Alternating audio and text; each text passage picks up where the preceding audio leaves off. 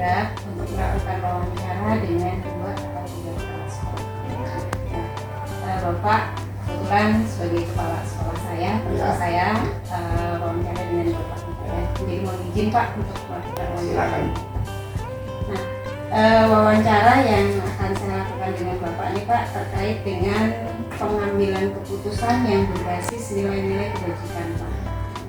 Nah, yang ingin saya tanyakan di sini Bapak selaku pimpinan atau kepala sekolah di SMP Negeri 1 Pelabuhan ini Pak, tentu Bapak pernah menghadapi kasus atau masalah-masalah, bahkan mungkin sering ya Pak ya, yang merupakan kasus dilema Pak. Dilema, jadi mungkin Bapak pernah bingung gitu Pak untuk memutuskan antara A atau B gitu Pak. Nah, yang ingin saya tanyakan pertama Pak, bagaimana Bapak mengidentifikasi bahwa masalah tersebut adalah kasus yang merupakan kasus dilema etika? Ya, yang pertama ya kita lihat kasusnya. Kira-kira kasus itu menguntungkan kedua belah pihak atau merugikan kedua belah pihak, itu salah satu identifikasi.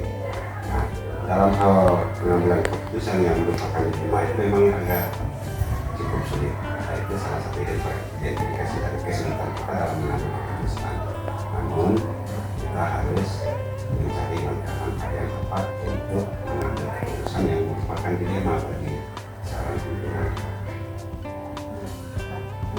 Jadi Bapak mengidentifikasinya yang pertama tadi memang melihat sepertinya kedua-duanya serba untung gitu. Kemudian kedua-duanya serba salah gitu. Baik Pak, kemudian setelah Bapak mengetahui kasusnya seperti itu Pak, bagaimana cara Bapak mengambil keputusannya Pak? Secara pribadi saya tidak langsung mengambil keputusan karena itu merupakan dilema bagi kami. Mungkin langkah yang saya ambil ya paling tidak berkonsultasi dengan ya staf atau guru-guru senior yang ada, karena saya punya staf, punya guru senior, punya teman lah di sekolah. Di samping itu juga tidak salah kalau saya minta masukan dari luar sekolah, orang-orang yang ada di luar sekolah, misalnya pengurus komite.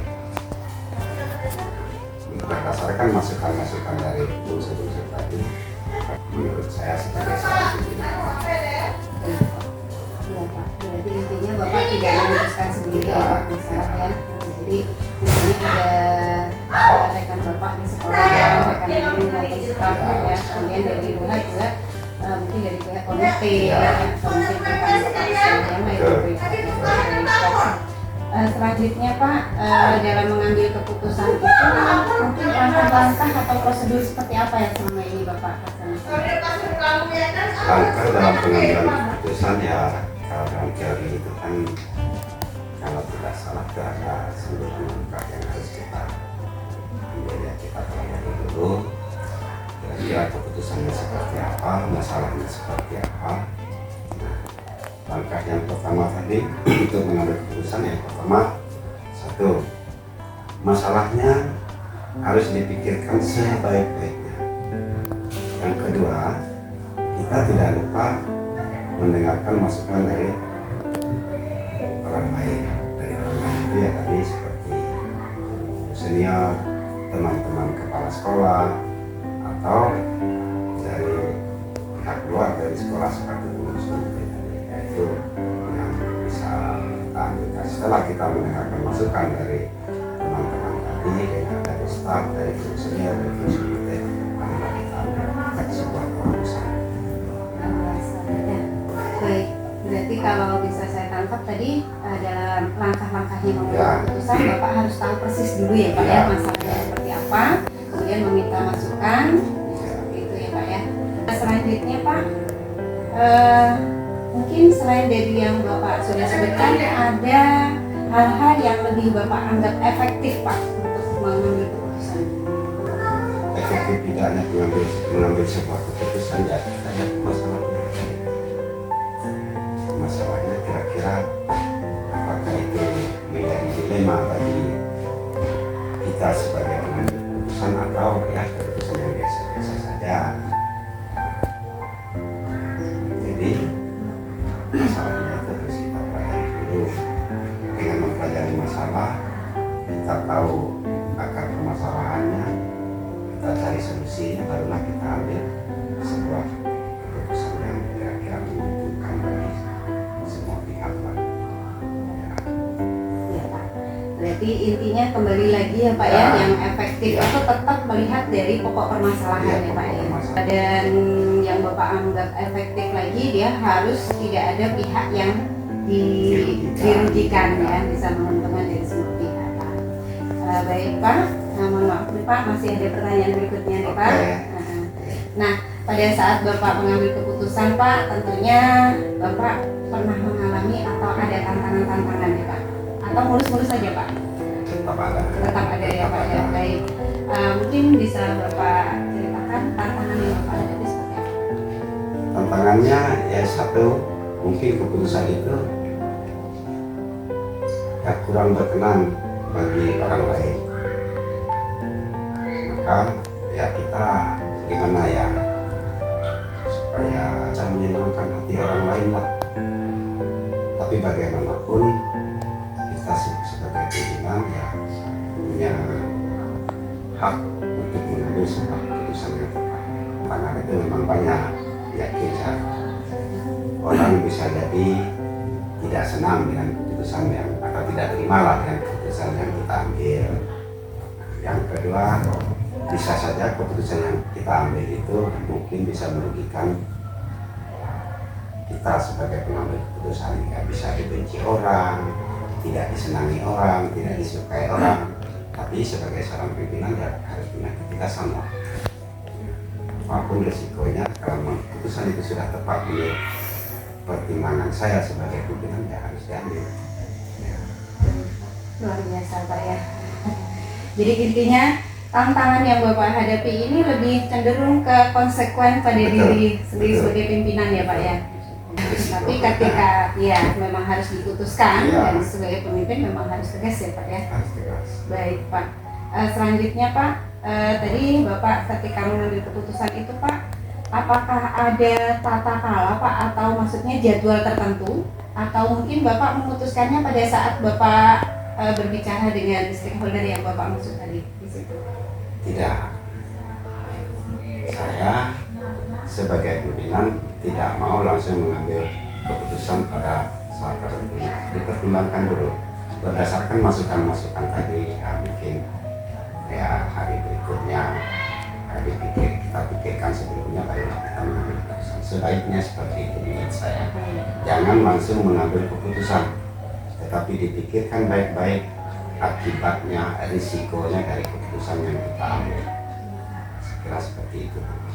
Pak, ya berarti tidak ada jadwal tertentu atau tidak juga pada saat itu juga ya Pak ya. Mungkin Bapak melihat situasi, kondisi atau waktu yang tepat seperti itu ya Pak ya.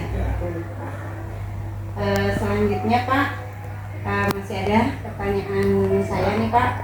Nah, kalau tadi ada tantangan Pak, nah sekarang pada saat atau Bapak langkah-langkah dalam pengambilan keputusan itu, apakah ada seseorang Pak atau faktor-faktor yang dapat mempermudah Bapak dalam mengambil keputusan?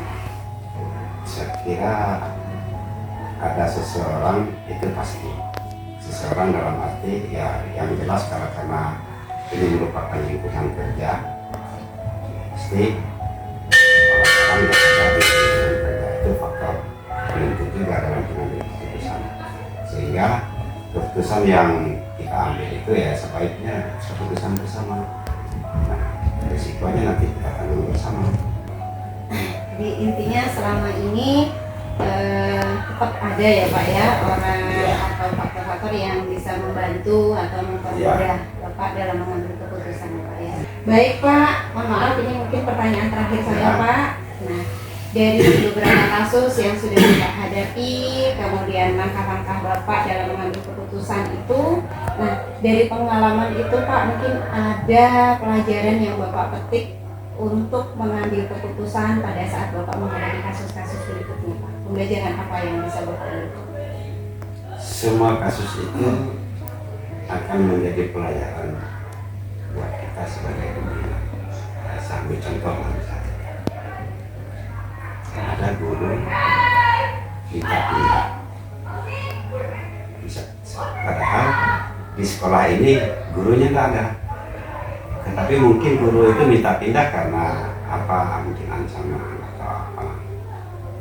Lalu saya ambil keputusan mengiyakan, silakan pindah dengan memberikan rekomendasi. Karena ancaman atau apa, berarti kan dengan pindahnya guru tadi, berarti dia merasa aman. Saya sudah mengambil pelajaran yang sangat berharga, sudah membantu bagi guru yang bersangkutan. Tetapi dengan catatan, kalau bisa, misalnya ibu atau bapak bisa nggak cari guru pengganti? Karena di sini juga kekurangan guru. Jadi pelajaran yang berharga kita bisa menyenangkan orang lain dengan tidak merugikan kita sebagai pimpinan. Berarti kalau boleh saya ambil kesimpulan nih, pembelajaran yang bisa Bapak ambil di sini, Bapak lebih berpikir secara peduli gitu ya, Ya. empati terhadap Ya. orang lain, seandainya itu terjadi pada diri saya, Ya, seperti ya, itu ya, betul. Pak. Baik Pak, terima kasih Pak. Mungkin itu saja Ya. yang saya informasi yang saya ingin dapatkan dari Bapak. Jadi sekali lagi terima kasih atas kesediaan Bapak sudah bersedia saya wawancara Pak. Semoga Bapak sehat selalu. Amin. Dan Bapak bisa menjalankan tugas Bapak sebagai pimpinan lebih baik ke depannya Pak. Terima kasih. Baik Pak, selamat siang Pak.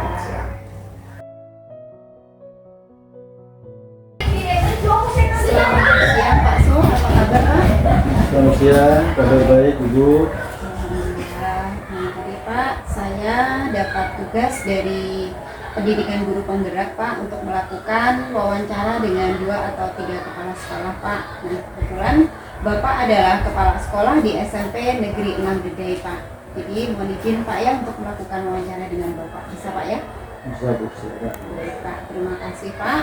Nah, jadi wawancara ini Pak terkait dengan pengambilan keputusan tentang kasus dilema etika Pak. Nah, tentunya Bapak sebagai pimpinan di sekolah Bapak pasti pernah menghadapi kasus-kasus yang merupakan dilema etika Pak. Nah, terkait dengan kasus itu Pak, bagaimana Bapak mengidentifikasi bahwa kasus tersebut adalah kasus dilema etika? Baik Ibu, jadi memang betul di sekolah kami pernah mengalami beberapa kasus tentang dilema etika.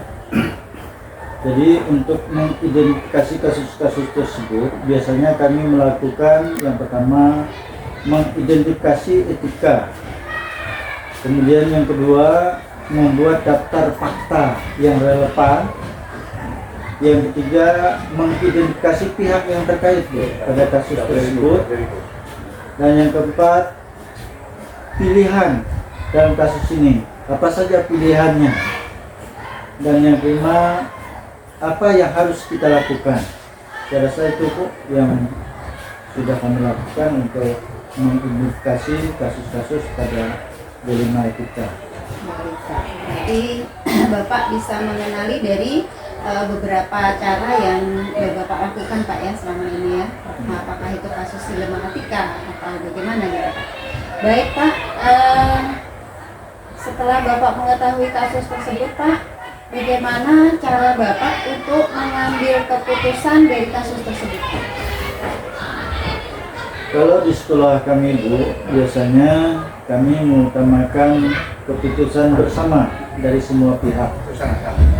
Jadi langkah-langkah yang kami lakukan adalah musyawarah yang dilandasi akal sehat dan pikiran jernih. Kemudian yang kedua, musyawarah dilandasi semangat kekeluargaan dan gotong royong.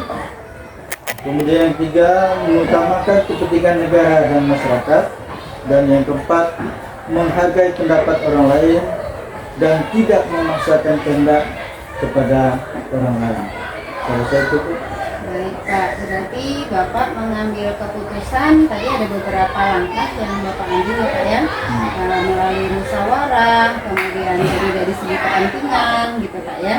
Baik Pak, terima kasih Pak. Selanjutnya dari yang sudah Bapak sebutkan tadi, mungkin ada hal yang Bapak anggap efektif Pak untuk menentukan keputusan dari kasus-kasus yang Bapak hadapi?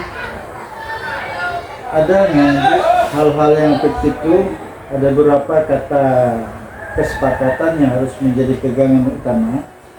Yang pertama, kita harus menghubungkan kasus-kasus tersebut dengan teori yang paling tepat. Kemudian yang kedua, mengumpulkan data semaksimal mungkin, sebanyak-banyaknya. Dan yang ketiga, kita berupaya mengidentifikasi masalah yang terjadi itu dengan bersama tim. Saya rasa itu, Bu. Pak, berarti yang Bapak anggap efektif untuk menangani kasus tersebut tadi, setiap kasusnya didasarkan dengan teori yang tepat ya Pak ya, kemudian mengumpulkan fakta, dan yang paling penting yaitu mengidentifikasi dari kasusnya itu sendiri ya Pak ya. Baik Pak.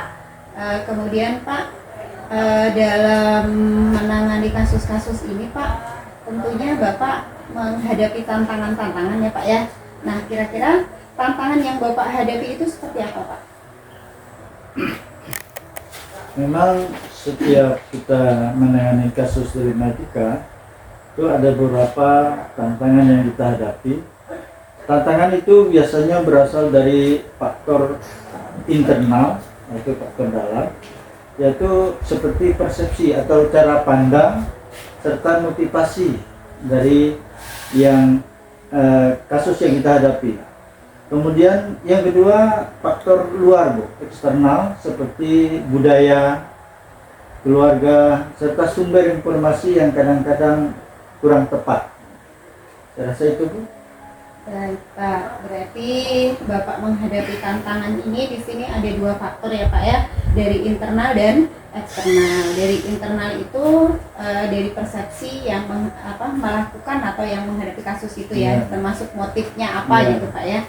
Oke, kemudian dari eksternalnya dari segi lingkungan, budaya gitu, dan faktor keluarga mungkin ya Pak ya. Baik Pak, terima kasih Pak. Mohon maaf Pak, masih ada pertanyaan berikutnya nih Pak ya. Nah, kemudian Pak, dari kasus yang Bapak hadapi, nah Bapak menggunakan langkah-langkah tadi Pak, selanjutnya pada saat pengambilan keputusan, apakah Bapak mempunyai jadwal tertentu atau pada saat Bapak menangani kasus tersebut langsung Bapak ambil keputusan Pak? Kalau di sekolah kita, Bu, itu memang tidak ada jadwal tertentu. Tetapi apabila ada kasus, itu kita rencanakan dalam bentuk prosedur, Bu. Jadi prosedur penanganan kasus itu kita sepakati sehingga bisa mengambil keputusan.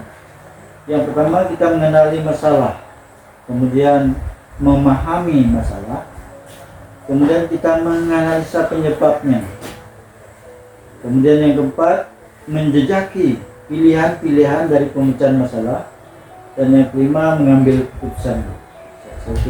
Baik Pak, berarti di sini intinya Bapak tidak langsung mengambil keputusan seketika, dan di sekolah Bapak juga tidak ada jadwal tertentu Pak, tetapi menyesuaikan dan melaksanakan langkah-langkah yang sudah disepakati ya Pak ya. Ya, sesuai prosedur yang kita terapkan. Iya, jadi di sekolah Bapak sudah ada prosedur dalam menangani kasus-kasus seperti itu ya Pak ya.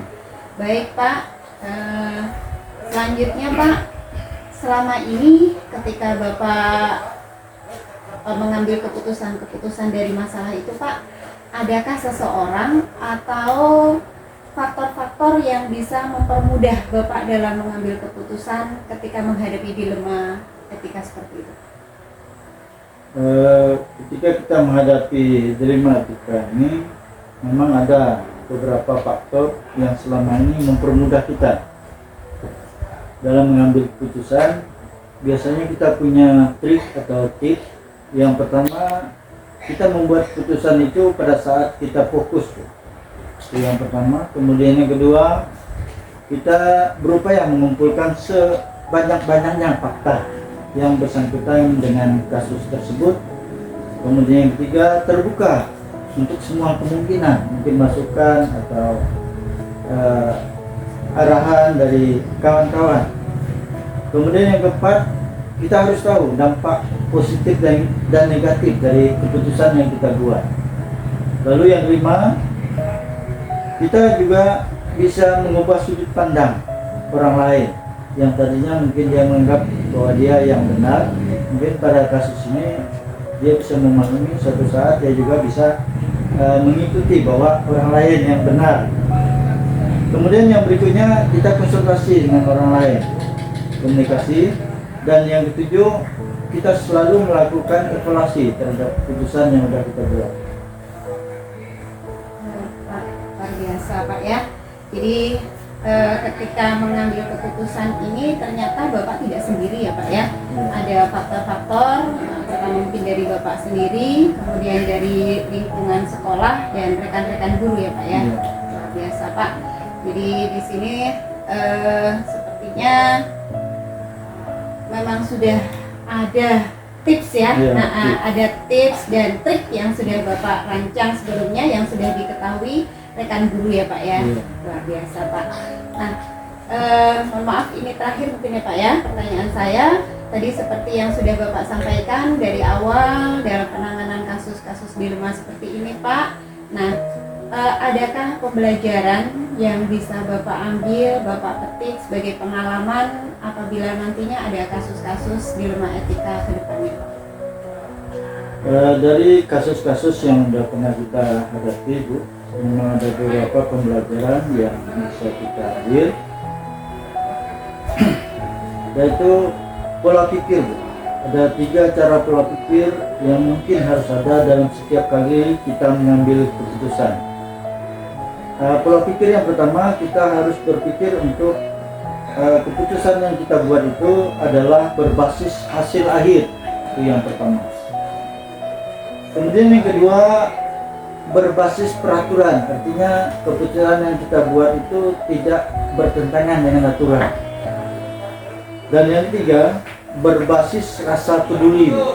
Jadi kita tuh menghadapi sebuah kasus, berarti kita harus peduli dan kalau bisa merasa empati dengan yang menghadapi kasus tersebut. Saya rasa demikian. Baik Pak, luar biasa Pak. Jadi tadi pembelajaran yang bisa diambil ini dari pola pikir ya Pak ya. Mungkin bisa mengubah ke depannya pola pikir kita ketika mengambil keputusan itu harus berbasis pada hasil akhir, di mana ini harus melihat dari kepentingan orang banyak ya Pak ya.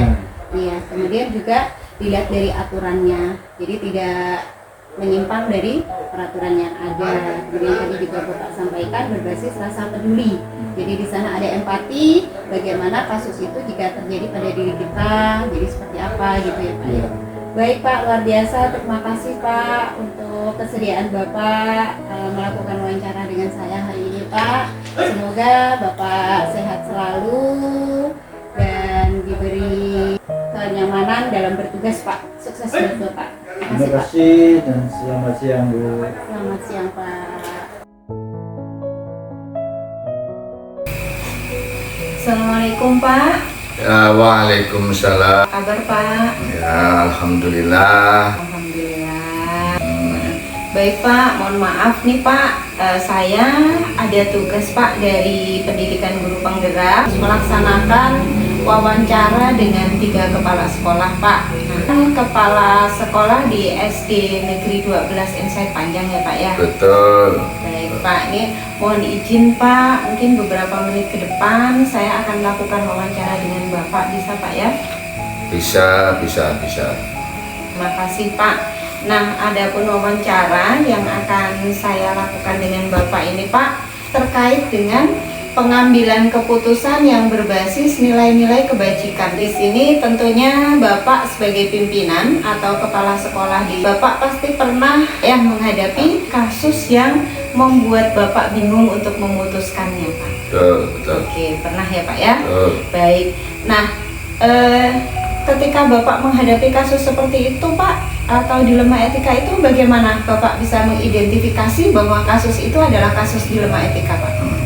Baik Bu, dalam hal menentukan itu masalah dilematika, jadi yang pertama saya akan mencari informasi tentang masalah yang dihadapi oleh mungkin 2 orang atau 1 orang ya. Di situ yang dinamakan dilema tadi, nah itu ada pepatah mengatakan kalau dituruti mati emak, tak dituruti mati bapak. Ya itulah ya kepengetahuan saya masalah ya yang disebut dilema etika. Begitu ya Pak ya. Jadi Bapak mengidentifikasi, mengenalinya itu mungkin dari beberapa informasi yang udah Bapak kumpulkan. Kemudian seperti makan buah si malakama ya Pak ya. Iya betul. Iya Pak. Baik. Nah, setelah Bapak mengetahui bahwa masalah itu merupakan dilema bagi Bapak, bagaimana cara Bapak mengambil keputusan terkait masalah tersebut Pak? Baik Bu ya. Jadi sebagaimana biasa juga pernah saya lakukan bahwasanya untuk aturan-aturan yang ada dan juga mungkin menurut norma-norma yang berlaku di sekolah kami dan juga di masyarakat sekitar kami. Ambil keputusan dari masalah dilema etika tadi, saya memutuskannya yang pertama adalah mungkin berdasarkan hukum ya. Juga berdasarkan kepada komite ya, komite sekolah dan juga mungkin dari yang lain lah, dari kawan-kawan yang lain. Baik Pak. Pertanyaan saya selanjutnya Pak, dalam memutuskan masalah itu, lalu langkah-langkah Pak atau prosedur apa yang Bapak ambil selama ini Pak? Ya, baik Bu. Jadi adapun langkah-langkah yang sering saya lakukan, yaitu pertama adalah mengajak bicara kepada ya saudara yang bermasalah tadi. Gitu ya Pak ya. Berarti Bapak memutuskan masalah tersebut. Pertama Bapak berpijak pada hukum, kemudian norma-norma dan peraturan yang ada di sekolah Bapak ya Pak ya. Betul. Atau norma yang berlaku di lingkungan di mana sekolah Bapak berada ya Pak. Kemudian Bapak juga di sini tadi yang saya tangkap dengan musyawarah ya Pak ya, menerima masukan. Kita ajak duduk bersama, selanjutnya kita dudukkan perkaranya. Jadi perkaranya itu apa ya, masalahnya apa. Setelah didudukkan perkaranya, mudah-mudahan dari berdua yang bermasalah tadi bisa legowo ya, dari keputusan yang berdasarkan sudah hukum atau norma atau apa yang di atas tadi. Baik Pak. Berarti langkah yang Bapak ambil mengajak bicara yang bersangkutan ya Pak ya. Kemudian Bapak ajak bicara bagaimana permasalahan, kemudian pijakan-pijakan dasar-dasar dalam Bapak memutuskan masalah itu ya Pak ya. Membuat pertimbangan-pertimbangan yang matang ya. Sehingga dengan tadi saya katakan dengan kondisi dan situasi yang tepat tadi ya, saya bisa membuat pertimbangan yang matang dan juga pertimbangan yang katakanlah teratur lah dan juga dapat dipertanggungjawabkan. Baik Pak, gitu ya Pak ya. Berarti menurut Bapak yang efektif ini melihat waktunya mungkin Pak ya, atau kondisinya yang benar-benar nyaman gitu ya Pak ya. Sehingga keputusan nantinya yang Bapak ambil itu pertimbangannya udah matang gitu Pak ya. Supaya pihak-pihak yang berhadapan atau yang menghadapi masalah itu bisa legowo gitu ya Pak ya. Baik Pak. Mohon maaf Pak, nih masih ada pertanyaan selanjutnya ya Pak ya. Boleh. Nah, dari beberapa mungkin yang sudah Bapak sebutkan tadi udah luar biasa Pak. Tapi mungkin masih ada Pak hal-hal yang Bapak anggap efektif Pak dalam pengambilan keputusan itu. Betul. Ya. Adapun hal-hal yang efektif, yaitu menurut saya, yang pertama adalah dengan melihat situasi dan kondisi atau waktu yang tepat untuk memutuskan itu. Oke Pak, luar biasa. Pertanyaan selanjutnya Pak. Nah, tentunya ketika Bapak mengambil keputusan, Bapak pernah juga menghadapi tantangan-tantangan ya Pak. Nah, kira-kira tantangan yang Bapak hadapi itu seperti apa Pak? Oh, ya pasti ada tantangan. Ya. Baiklah, ya. Kalau tantangan bagi saya itu yang pertama itu adalah dari pihak yang bermasalah tadi. Karena pastilah yang bermasalah tadi mempunyai karakter yang berbeda. Yang satu mungkin lembut, yang satunya kasar, dan sebagainya, pastilah pokoknya berbeda. Dan yang selanjutnya adalah juga mungkin yang berdua itu masih terbawa atau terbawa dengan budayanya juga mungkin berbeda juga sesuai dengan adat istiadat mereka berdua juga berbeda. Gitu ya Pak ya. Nah, baik Pak. Jadi luar biasa Pak tantangannya ya Pak ya, karena memang setiap individu itu pada dasarnya berbeda ya Pak ya. Ya. Jadi disitulah kita atau bagi Bapak itu berat juga menjadi tantangan Pak ya. Belum lagi kalau keduanya berasal dari budaya yang berbeda Pak ya. Masya Allah. Baik Pak. Nah, jadi udah banyak yang udah Bapak sampaikan nih. Nah, kemudian untuk mengambil keputusan tadi Pak, apakah Bapak punya tata cara Pak atau jadwal, maksudnya jadwal tertentu, atau Bapak langsung memutuskan seketika ketika Bapak tadi berbicara dengan yang bermasalah tadi Pak? Baik Bu, jadi kalau mengenai jadwal, saya tidak mempunyai jadwal yang tertentu atau tertulis, ya tidak ada. Jadi saya memutuskannya itu sesuai dengan yang sekiranya tepat dan nyaman bagi berdua yang bermasalah tadi. Ya, sehingga kalau kondisinya nyaman, ya, saya kira juga orang bisa berpikir jernih. Ya, nah, itulah yang saya terapkan. Jadi tidak ada jadwal tertentu, tapi waktu atau kondisi yang nyaman tadi. Ya, begitulah Bu. Pak, berarti menunggu waktu yang nyaman Pak. Mungkin kalau boleh saya tangkap maksud Bapak di sini mungkin ketika masalahnya udah nggak terlalu panas ya Pak. Ya, betul juga ya, itu diantaranya. Seperti itu ya Pak ya.